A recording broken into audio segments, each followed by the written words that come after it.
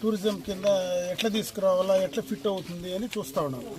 రకరకాలైనటువంటి ఇన్వెస్టర్స్ను అడుగుతూ ఉన్నాం, ఇక్కడ మీరు చేయండి అని. బట్ ఇంకా అది మెటీరియలైజ్ కాల.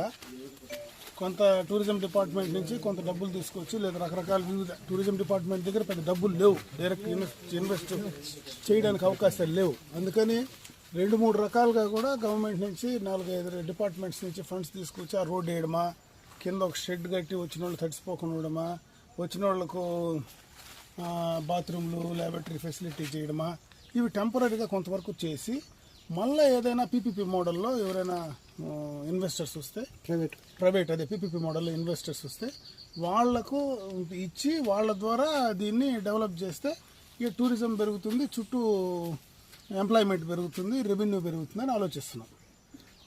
ట్రై చేస్తూ ఉన్నాం, రకరకాలైనటువంటి ఆప్షన్లు ట్రై చేస్తున్నాం, చూడాలి ఇక్కడ. ఎందుకంటే ఇది రూరల్ ఏరియా పూర్తిగా, చుట్టుపక్కల మనకేం ఇండస్ట్రీస్ ఇంకోటి ఉంటే ఎవరికి ఇక్కడ అకామిడేషన్ ఉండడానికి పోవడానికి అవకాశాలు ఉంటాయి. కాబట్టి ఇక్కడ మనకేం లేవు. దానివల్లనే ఇప్పుడు ఎవరైనా ఇన్వెస్టర్ వచ్చి ఇంక బెంగళూరు దగ్గర ఉంది కాబట్టి బెంగళూరు వాళ్ళని ఇక్కడికి ఎంతవరకు తీసుకురాగలము, ఈడ వాళ్ళ స్టాండర్డ్ సరిపోయేగా తయారు చేసేటువంటి ఇన్వెస్టర్ ఎవడు అనేది ట్రై చేస్తున్నాము.